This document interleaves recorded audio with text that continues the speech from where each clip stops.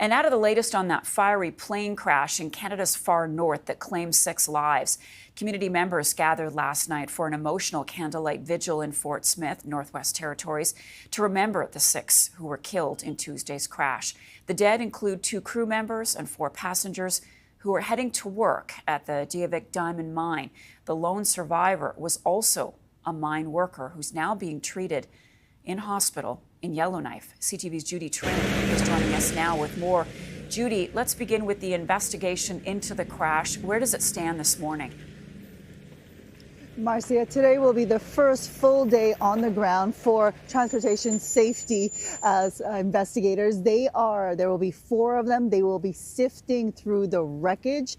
They will also be taking photos and videos, as well as gathering evidence and interviewing witnesses.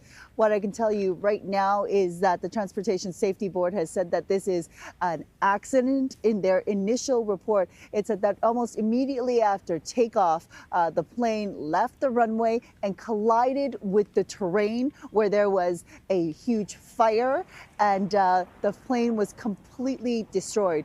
We know that the one man, the survivor who was rescued, and largely in part also because of the work of Canadian Rangers. That's a reserve unit of the Canadian Forces that patrol the Arctic.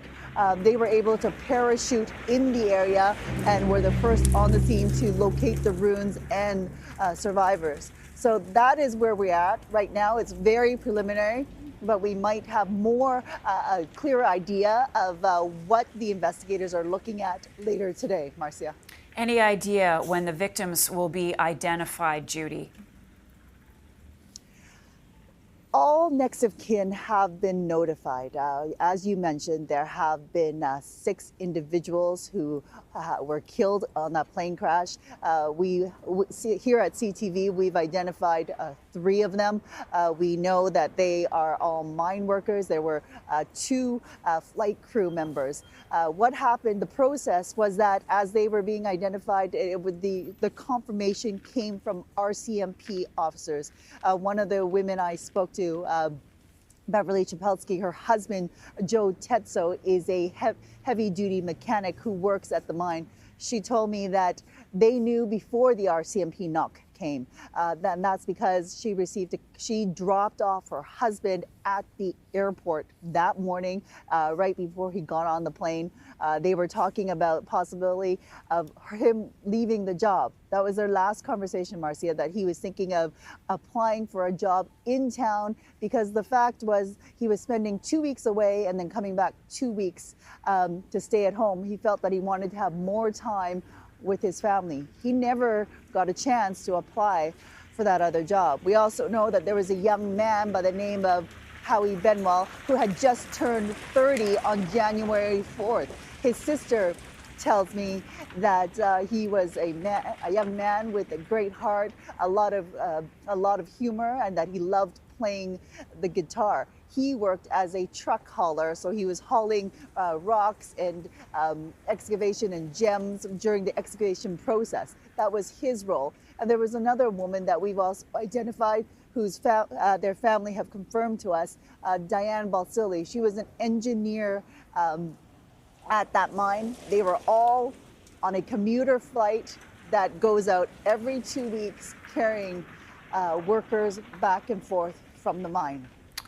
Judy, it's so heartbreaking, and I do want to ask you before you go about that emotional vigil last night, people coming out to remember and honor the lives of those who lost. Do you think that most of the people who came knew the workers, or what was their connection? Did they just feel that they needed to be there?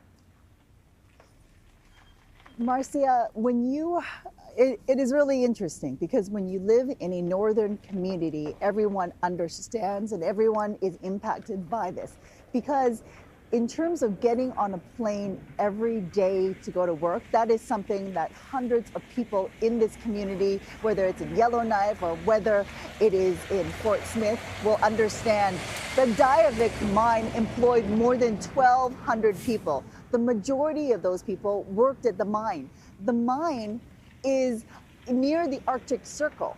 So it is basically, it's far. The only way to get to work for 1,200 people is on a plane.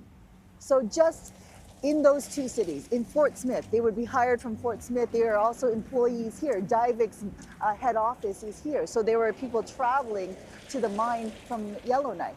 So you can see the ties here. Everyone is impacted and everyone understands the dangers of getting on a plane. And now that is something on their mind with this crash.